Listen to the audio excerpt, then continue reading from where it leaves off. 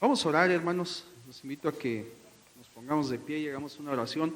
Padre, te damos las gracias en esta mañana por todas tus bendiciones, por todas tus misericordias, por todo lo que nos has dado, Señor.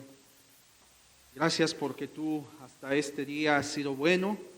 Gracias porque creemos que nuevas son cada mañana tus misericordias, Señor.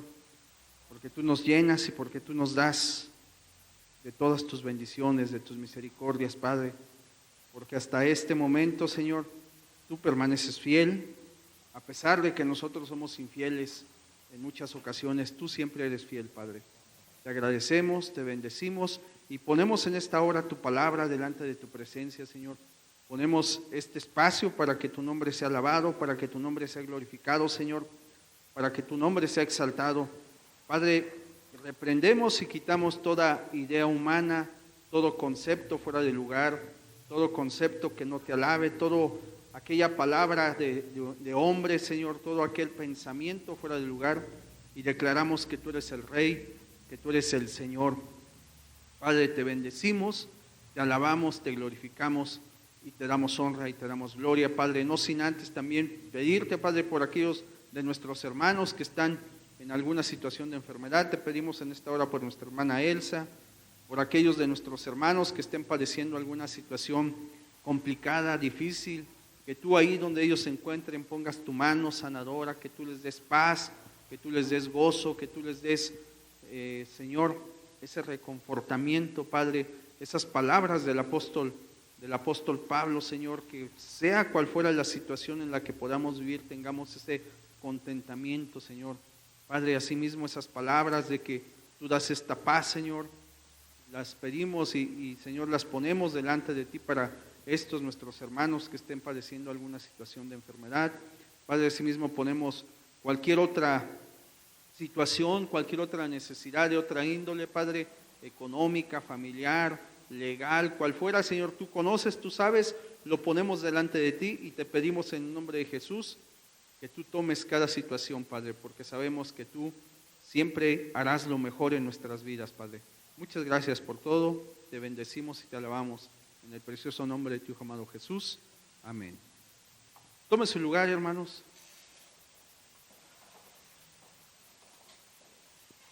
Preguntaba a mi hermano si alguien nos visita por primera vez. Creo que nadie, ¿verdad, hermanos? Bueno, hace tiempo, hermanos, yo meditaba la palabra y quería compartir este compartimento, hermanos. Le pedí al Señor que nos ayudara. Y yo lo he titulado así, hermanos. Es una historia muy conocida. Yo titulé la más grande o la más bella historia de amor. Y usted lo va a entender. A lo mejor usted ha leído Romeo y Julieta, El amor en tiempo de cólera, no sé, tiene cantidad de novelas, de libros que hablan sobre el amor. A lo mejor usted alguna vez fue a ver Titanic, se rasgó las venas cuando vio esa escena, o a lo mejor hemos visto la película infantil de Op, aquel matrimonio desde jóvenes hasta se cumplió hasta que la muerte nos separe. O no sé, ha visto a lo mejor alguna otra película romántica y ha dicho, qué grande es el amor. O ha leído, ha visto. Pero hermanos, esta historia de la que yo le quiero hablar se encuentra en la Biblia. Y podríamos comenzar a hablar de ella desde el libro del Génesis. Podríamos hablar en la ley, podríamos hablar en los profetas, en los salmos. Pero déjeme decirle que esta historia, hermanos, ha inspirado a músicos, a escritores, a cineastas, a poetas, y esto ha llevado a que haya música, obras de teatro, películas, que haya historias basadas precisamente en esta historia. Hay quienes la reconocen, hay quienes han vivido para desvirtuarla, para ir en contra de ella.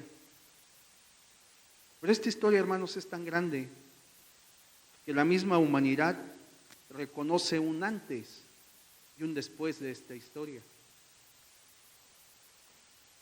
Y no crea que escogí este domingo, van a decir el hermano Ariel, como es domingo de resurrección. No, hermano, no crea eso. Pero nosotros vamos a tomar esta historia a partir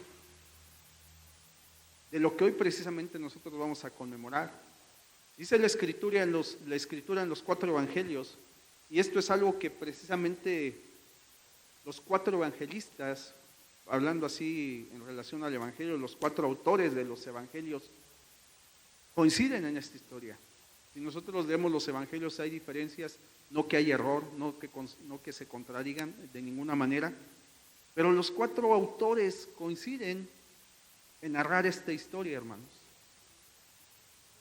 Y yo le quiero invitar a que vayamos al libro de Mateo. En el capítulo 26,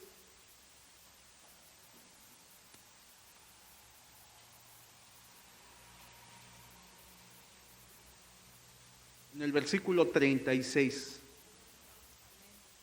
de Mateo. Cuando lo tengamos me dice un amén. Amén. Yo te digo cuando pongamos. Y dice así, hermanos. Entonces llegó Jesús con ellos a un lugar que se llama Getsemaní. Y dijo a sus discípulos: sentaos aquí entre tanto que voy ahí y oro. Y tomando a Pedro y a los hijos de Zebedeo, comenzó a entristecerse y a angustiarse en gran manera. Entonces Jesús les dijo: mi alma está muy triste hasta la muerte. Quedaos aquí y velad conmigo. Yendo un poco más adelante se postró sobre su rostro, orando y diciendo: Padre mío, si es posible pase de mí esta copa, pero no sea como yo quiero, sino como tú. Los evangelios, hermanos, Mateo y Lucas dice que fue a un lugar llamado Getsemaní.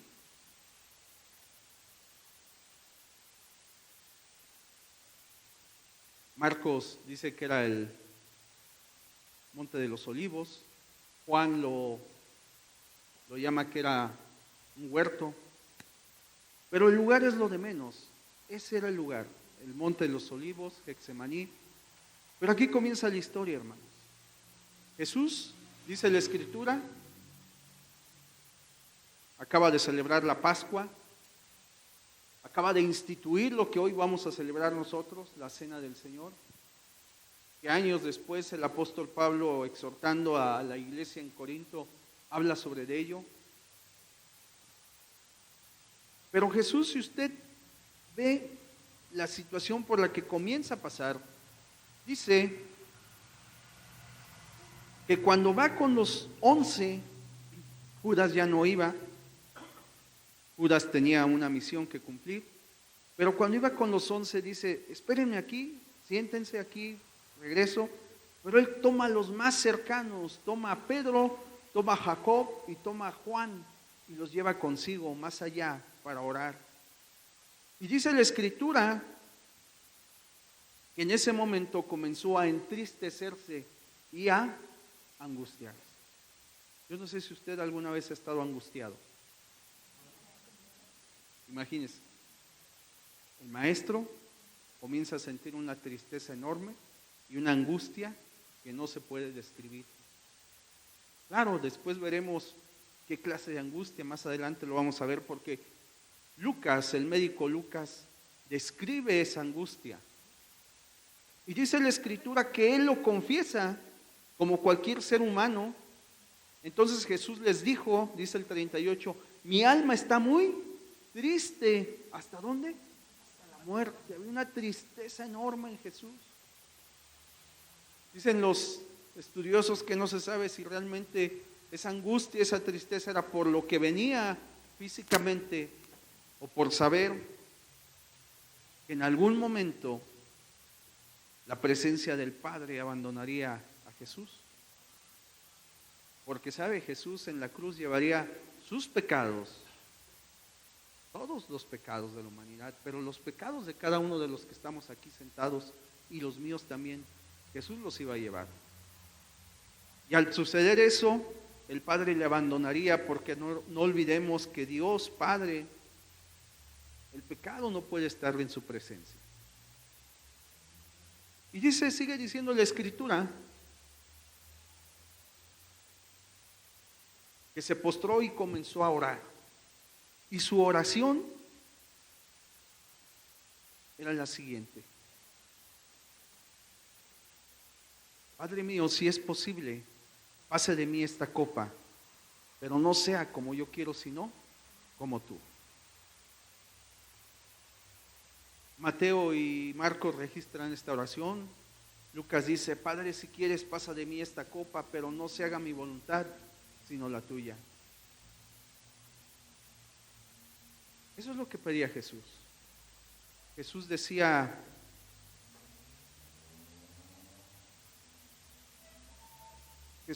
Padre, si es posible que yo no vaya a la cruz, si es posible esto que está pasando en este momento, líbrame de esto. No quiero pasar por esto. Pero Jesús decía al final: no sea lo que yo quiero, sino lo que tú quieres. No sea mi voluntad, sino la tuya. No sé si usted, cuando hablamos de angustia, le hemos dicho: Señor, ya quítame esto. Señor, ayúdame a pasar ya esto. No sé cuántas veces nos hemos ido a la cama con la esperanza de que el día de mañana, cuando despertemos, aquel problema, aquella enfermedad, aquella situación ya no esté ahí. Jesús tal vez como hombre tenía esa esperanza, pero él sabía que tenía que cumplir la voluntad del Padre. Él lo sabía. ¿Se imagina usted la presión tan grande, la agonía? Pero sabe, años después el apóstol Pablo en Filipenses, en el capítulo 2, escribió: haya pues en nosotros, haya pues este sentir que hubo en Jesús, el cual siendo en forma de Dios, el cual siendo Dios, no lo tomó como una cosa que aferrarse, sino que se despojó y se hizo siervo. Jesús sabía que él tenía que pasar ese momento, por amor a usted, y por amor a mí, y por amor a toda la humanidad. Y sabe, Jesús lo hizo 3 veces. Dice la Escritura, los evangelios dicen que después de haber orado se levantó y fue a ver a sus discípulos. ¿Y sabe cómo los encontró? Durmiendo. Y les dijo: ¿no habéis podido velar una hora? Orad para que no entréis en tentación. Y dice la Escritura, dicen los evangelios, que se fue a orar nuevamente. Y vino, y dice la Escritura que las 3 ocasiones oró lo mismo: Padre, si es posible, que pase esta copa de mí, pero no se haga como yo quiero, sino como tú quieres. Qué difícil es orar así, hermanos. Qué difícil es decirle al Señor: no se haga tu voluntad, no se haga mi voluntad, sino sea la tuya, Señor. Qué difícil cuando estamos en enfermedad, cuando estamos en la crisis, cuando estamos en la necesidad. Pero Jesús lo hizo. Y dice la Escritura que volvió y nuevamente lo mismo, estaban dormidos, volvió a orar, los volvió a exhortar, se volvió a ir, volvió a orar, y a la 3ª vez los volvió a encontrar de la misma manera. Pero déjeme decirle que el Evangelio de Lucas, solamente Lucas registra un suceso. Dice que cuando Jesús fue a orar, dice Lucas, si usted me quiere acompañar,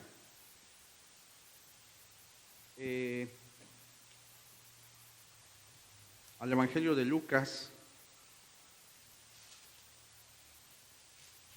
en el capítulo 22, versículo 43.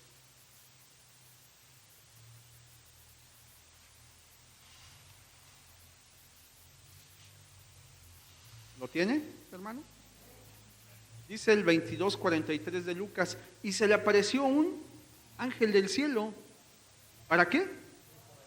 Imagínese la angustia, la tristeza, el momento por el cual estaba pasando Jesús, que fue necesario que un ángel del cielo viniera a fortalecerle.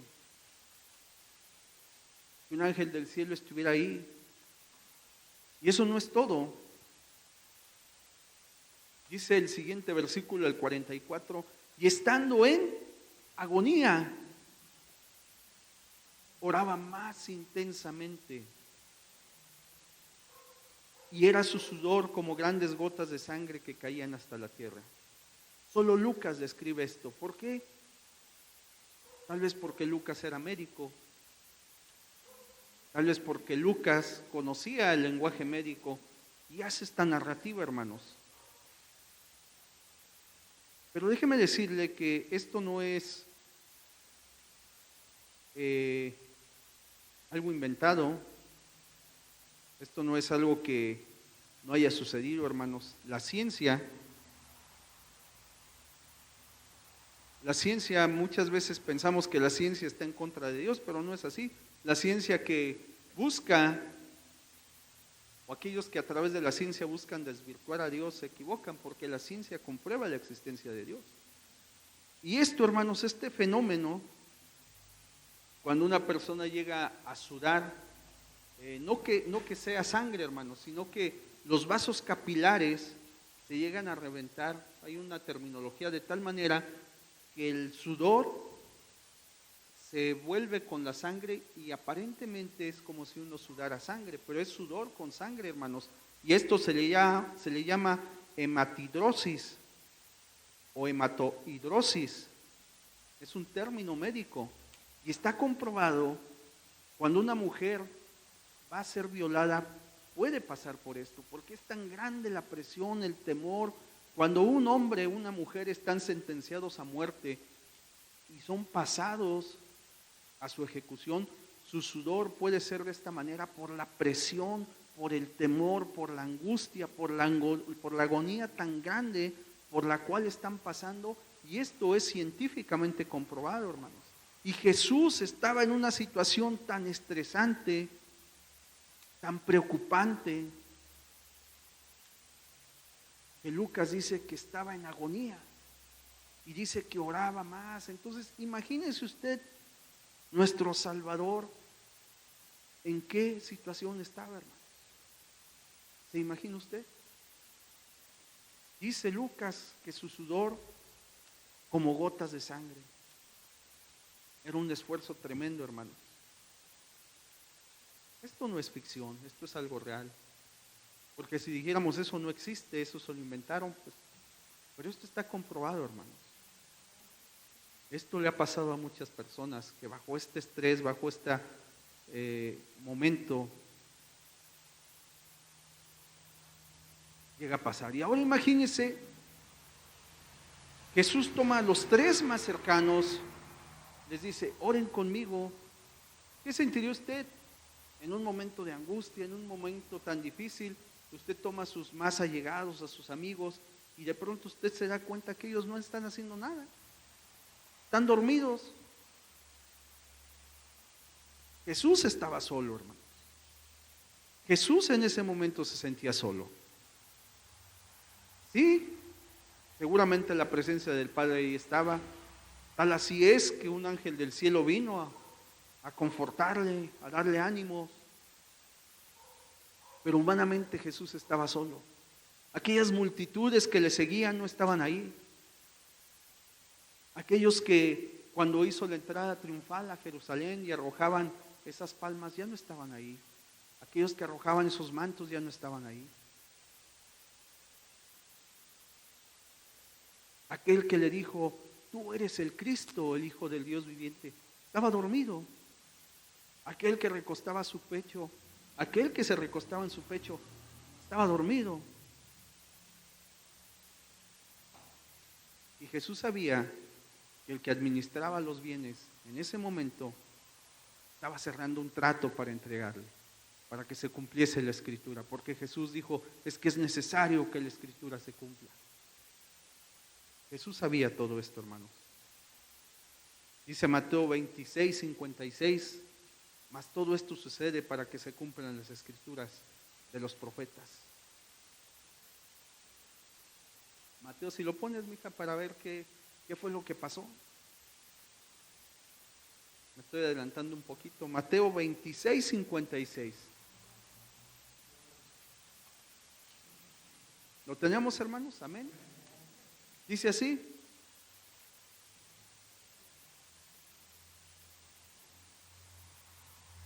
Mas todo esto sucede para que se cumplan las Escrituras de los profetas. Entonces, ¿qué pasó, hermanos? ¿Qué dice la Escritura?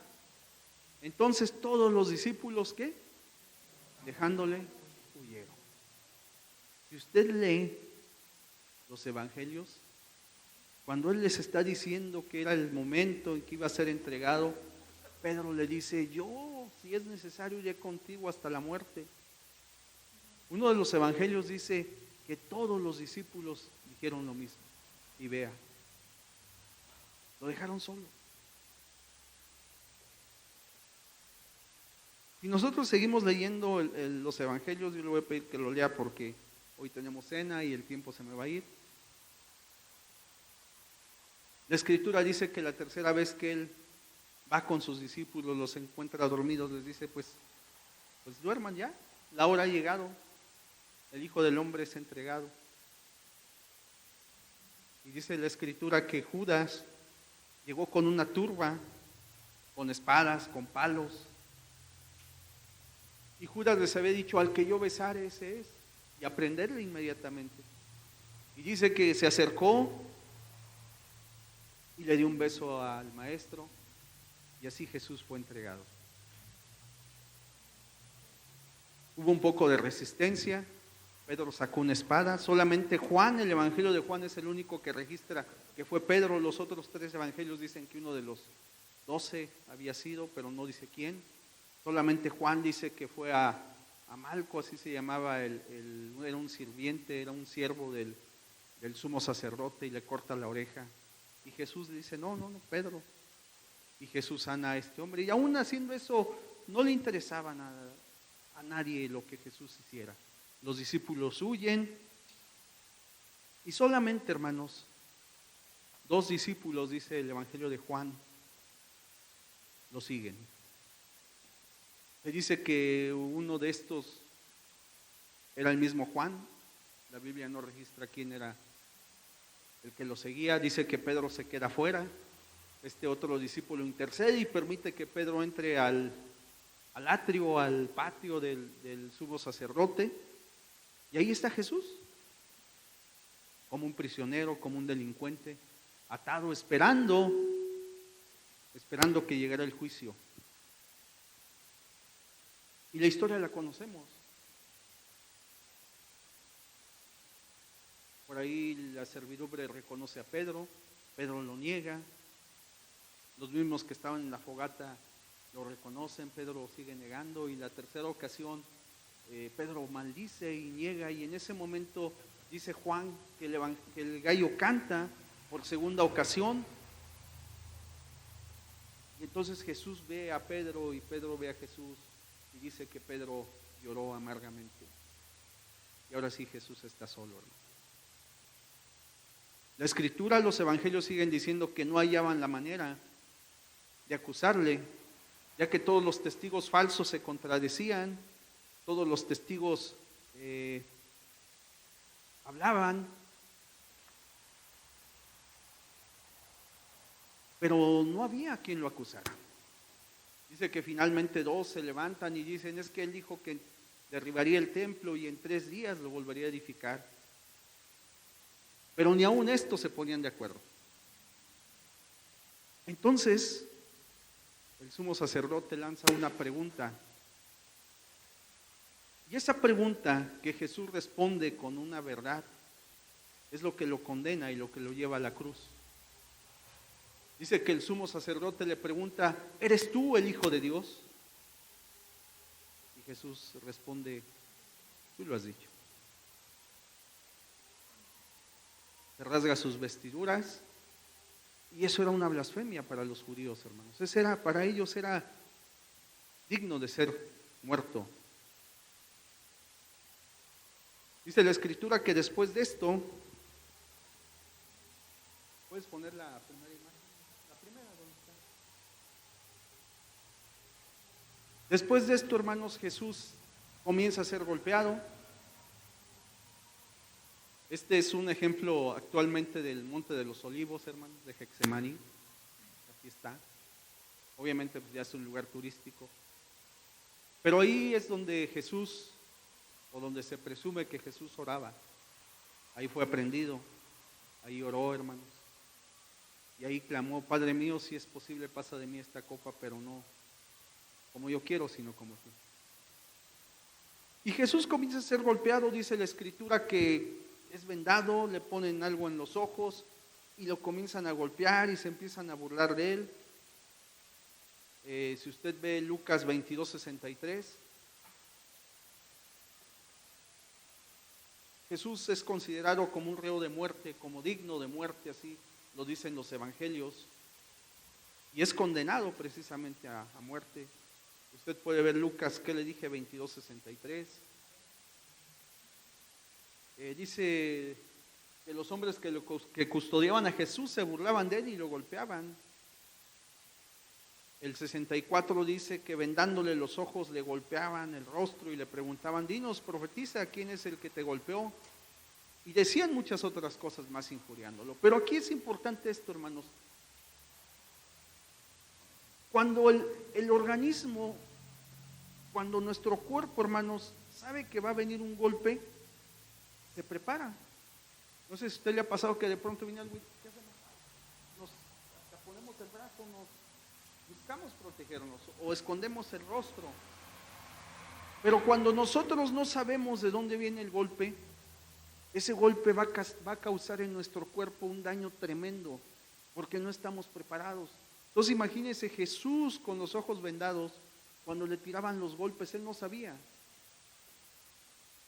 Se dice que después de esto prácticamente Jesús quedó irreconocible de su rostro. Fue golpeado de una manera tan sádica que quedó irreconocible, hermano. Dicen los evangelios que a la mañana siguiente, después de que Jesús fue golpeado de esta manera, hermanos, fue llevado ante el gobernador, que en ese tiempo era Poncio Pilato. Fue llevado, era el gobernador romano, y usted conoce la historia. Él dijo: yo no encuentro ninguna culpa en este hombre.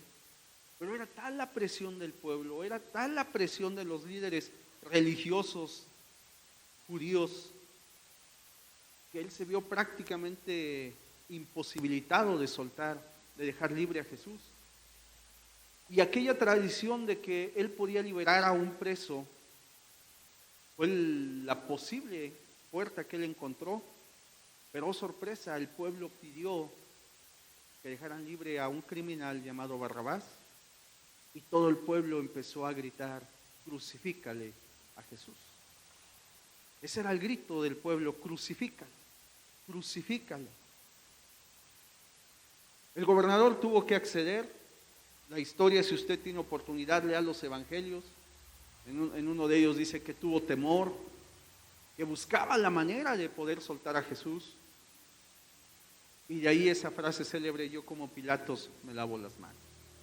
Toma agua, se lava las manos y dice: bueno, pues, como diciendo, no es mi culpa, ustedes lo están pidiendo. Pero no para ahí la historia, hermanos. Sino que al suceder esto, dice la Escritura que, ¿qué le voy a decir ahí? Vamos a ir a Mateo, hermanos.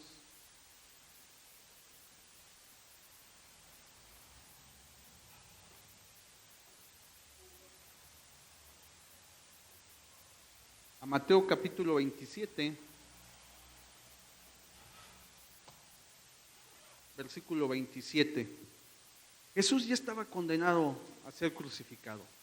Había expresado la voluntad del pueblo. La presión para Pilato era tal que le llegaron a decir: Él se ha nombrado rey de los judíos. Y fíjese la bajeza del ser humano, la hipocresía de los líderes religiosos que le dicen: es que solamente reconocemos a un rey, a César, es el emperador. Y si tú le sueltas, tú estás reconociendo que hay otro rey. Entonces imagínese la postura del gobernador. El imperio romano era sanguinario, él no perdonaba ninguna traición. Si César se enteraba de eso, obviamente y muy probablemente la cabeza de Poncio Pilato rodaría.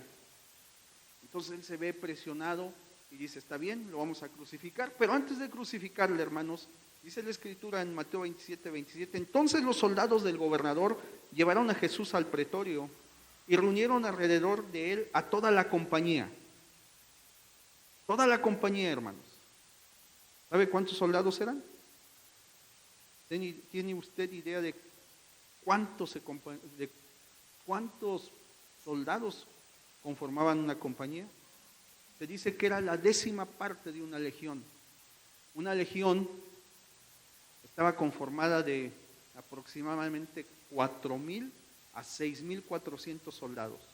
Si era la 10ª parte, estamos hablando que eran de 400 a 600 soldados los que llegaron a donde estaba Jesús. Pon la siguiente, hija, la siguiente imagen. ¿Se imagina usted? No le iban a decir: ¿cómo estás, Jesús? Bienvenido. Eran hombres preparados para la guerra, eran hombres preparados en el ejército, eran hombres sanguinarios. Y dice la Escritura que primero le golpearon con un látigo, hermanos. Le dice el número de la misericordia: 40 menos 1, 39 latigazos. Los látigos romanos eran así. Todo eso que usted ve era metal y en algunas ocasiones tenían huesos, de tal manera que cuando el látigo entraba y era jalado, se traía pedazos de piel y de carne. Se dice que una vez que terminaron de golpear a Jesús, se le podía ver la columna, porque no solamente traía eso, se traía músculo, se traía nervios, se traía todo. Su espalda fue despedazada. Y tal como dijo el profeta Isaías: molido por nuestros pecados, por nuestras rebeliones. Pon la siguiente, hija.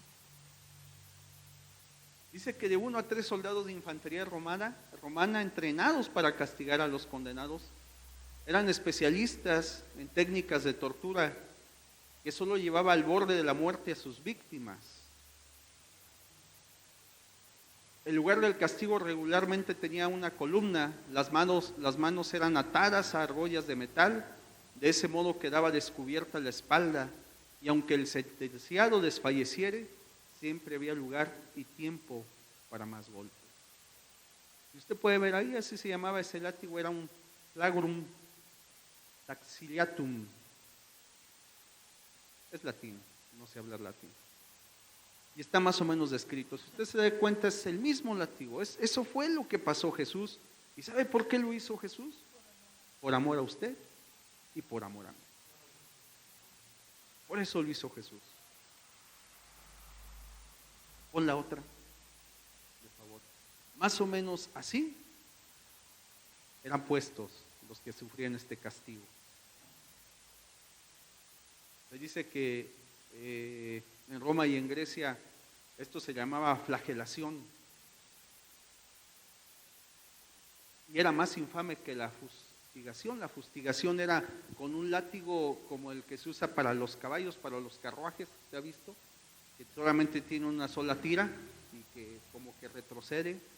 Ese era un látigo diferente, pero este era más infame porque era algo tremendo y era mortal, y solamente se aplicaba a esclavos y a criminales condenados a morir en la cruz. Por eso fue usado en Jesús. Y después de esto, después de que Jesús fue torturado de esta manera, hermanos, no quedó ahí. Dice que se reunió toda la compañía, si usted toma su escritura, dice el 28, y pusieron sobre su cabeza una corona tejida de espinas y una caña en su mano derecha, e hincado la rodilla delante de él, le escarnecían diciendo: salve, rey de los judíos. Y escupiéndole tomaban la caña y le golpeaban en la cabeza. Después de haberle escarnecido, le quitaron el manto y le pusieron sus vestidos y le llevaron para crucificarle. Se dice, hermanos, que de igual manera la corona. ¿Puedes poner la otra diapositiva? Esta corona, hermanos, es una planta de espinas. Se cree que esta fue.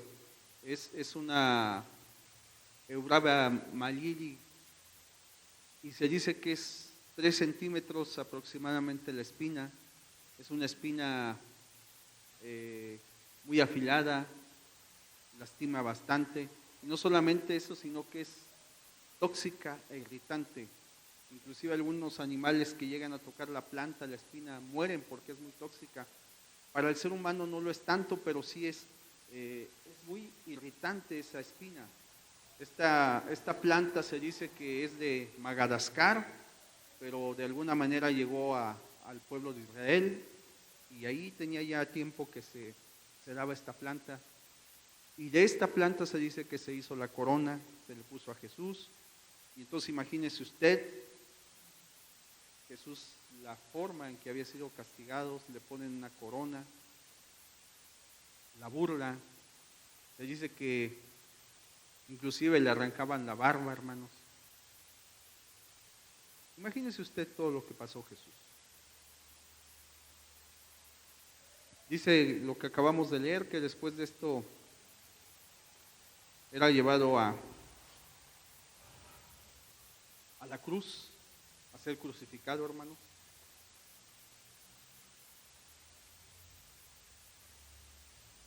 Se dice que el condenado era obligado a llevar el travesaño de la cruz, hermanos. No es como la iglesia tradicional nos ha enseñado una cruz, no. Simple y sencillamente se llevaba el travesaño. Aproximadamente ese travesaño tenía un peso de 45 kilos, y más o menos la distancia que se recorría era de aproximadamente dos estadios, hermanos. Estamos hablando aproximadamente como de 200 a 240 metros. Pero Jesús estaba tan lastimado que no podía él cargar el travesaño. Y entonces los evangelios coinciden que pasaba por ahí un hombre llamado Simón de Cirene, al cual obligaron a que él llevara el travesaño hasta donde iba a ser crucificado Jesús.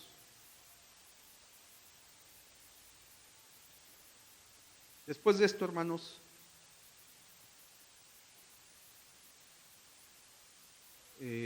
cuando se llegaba al lugar, ahí estaba el mástil, aproximadamente 2 metros de altura. Era puesto en el piso y el condenado a muerte era tirado. Se le clavaban las 2 manos. Hay quienes dicen que fue en la palma, hay quienes dicen que fue en la muñeca. Habría que ver, no lo chequé, pero había que ver anatómicamente qué parte no se lleva ningún hueso, porque el profeta Isaías dijo que ningún hueso fue quebrado. Pero donde haya sido, imagínese el dolor, hermanos. Le dice que los clavos eran alrededor, si pones otra imagen, de 18 centímetros. 18 centímetros de largo y 1 centímetro de diámetro, hermanos. Ahí dice que atravesaban las muñecas o las palmas de la mano.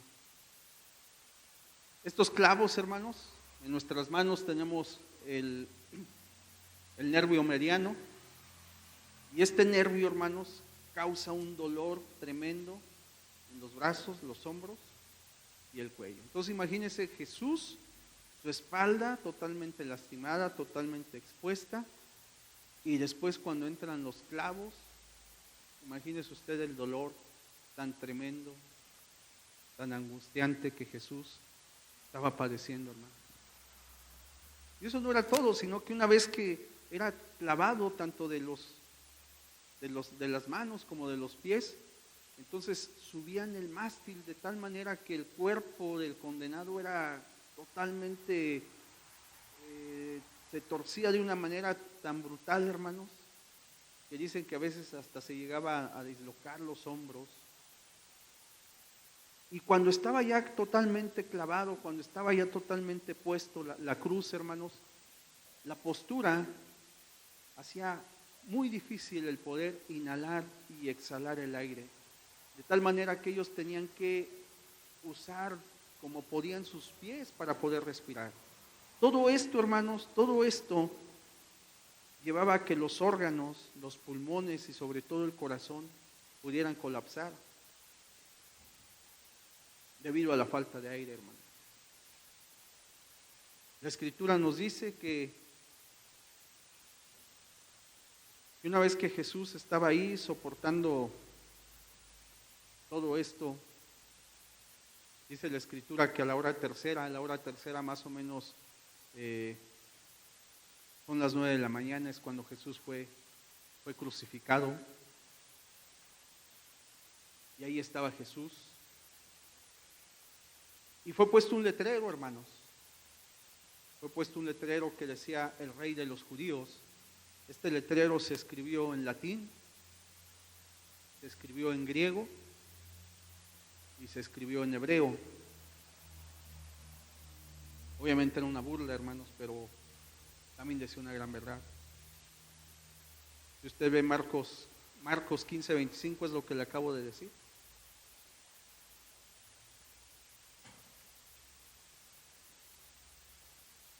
Y con él, hermanos, crucificaron a otros 2 hombres. Los evangelios dicen que, a excepción de uno de los evangelios, no lo menciona. Uno dice que eran unos delincuentes, unos malhechores. Los otros evangelios dicen que eran 2 ladrones que estaban ahí crucificados al lado de Jesús. Solamente uno de los evangelios narra esa historia tan conmovedora donde uno de los ladrones le injuria, le reclama y otro le responde: oye, tú y yo estamos pagando algo que hicimos, pero él, y aquel ladrón le dice: acuérdate de mí cuando estés en tu reino. Y viene una promesa de Jesús para este hombre cuando le dice: ciertamente hoy mismo estarás conmigo en el paraíso.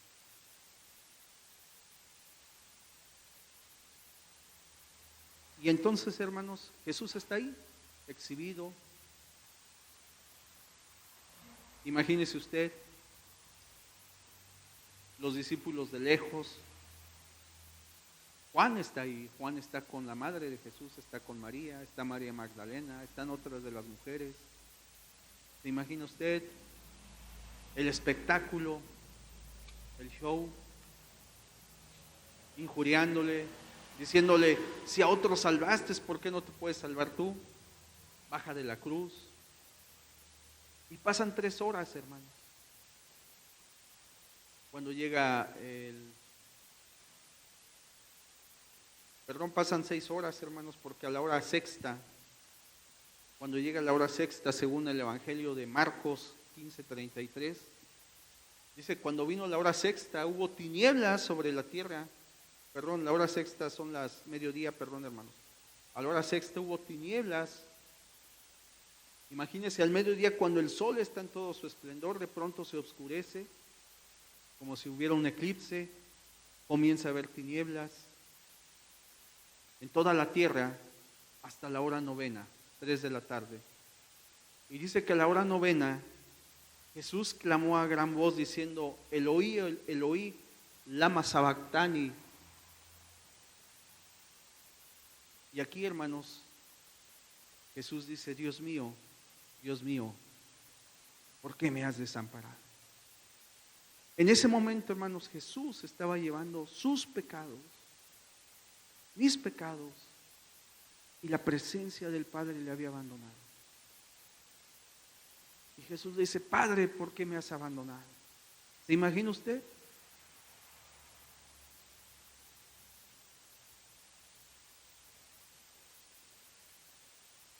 Dice la Escritura ahí mismo, hermanos, en el 36, en el 15:36, y corrió uno y empapando una esponja en vinagre y poniéndola en una caña, le dio a beber diciendo: dejad, veamos si viene. Obviamente estaban hablando de Elías. Si viene Elías a bajarle. El 37 dice: mas Jesús, dando una gran voz, expiró.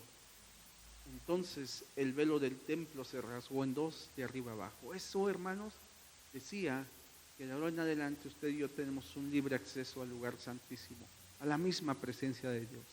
¿Por qué? Porque Jesús estaba pagando el precio. Porque Jesús estaba pagando ahí en la cruz por usted y por mí y por mí ese acceso ante la misma presencia de Dios.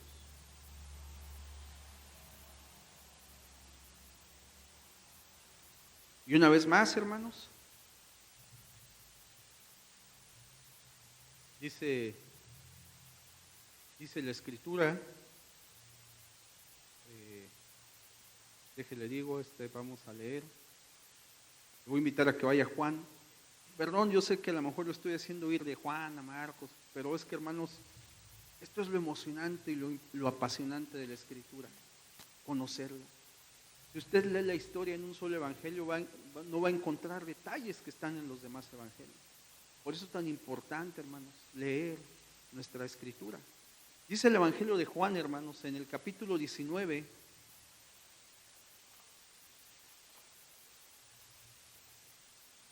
vamos a leer desde el 30, hermanos.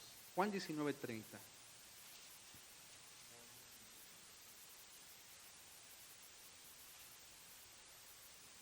Y prácticamente tengo que terminar. Terminamos a las 11:30, ¿verdad? Ay, perdón, hermanos, le leo rápidamente. Cuando Jesús hubo tomado el vinagre, dijo: consumado es, y habiendo inclinado la cabeza, entregó el Espíritu. Entonces los judíos, por cuanto era la preparación de la Pascua, a fin de que los cuerpos no quedasen en la cruz en el día de reposo, pues aquel día de reposo era de gran solemnidad, rogaron a Pilato que se les quebrase las piernas y fuesen quitados de ahí. Vinieron pues los soldados y quebraron las piernas al primero y asimismo al otro que había sido crucificado con él. Mas cuando llegaron a Jesús, como le vieron ya muerto, no le quebraron las piernas, pero uno de los soldados le abrió el costado con una lanza y al instante salió sangre y agua. Y el que lo vio da testimonio y su testimonio es verdadero. Y sabe que dice la verdad para que vosotros también creáis. ¿Por qué dice esto Juan? Porque dice: yo lo vi. Juan lo vio. Dice: y el que lo vio da testimonio y su testimonio es verdad. ¿Qué pasó? Cuando le clavan la lanza sale sangre, sale agua. ¿Por qué, hermanos? Porque el corazón se había detenido y porque el agua, todo lo que había en sus pulmones, seguramente esa lanza traspasó el corazón, traspasó los pulmones, y eso indicaba que Jesús había muerto, hermano. Yo quisiera más tiempo, hermano, se me acabó. Jesús es bajado, es puesto en una tumba que no se había usado. Si quieres poner la otra, de favor. La siguiente. En una tumba como esta. Pero déjeme decirle, con esto termino. La siguiente. La tumba está así, hermanos, vacía. Porque Jesús vive hoy, hermanos, para gloria de su nombre. Dios les bendiga, hermanos.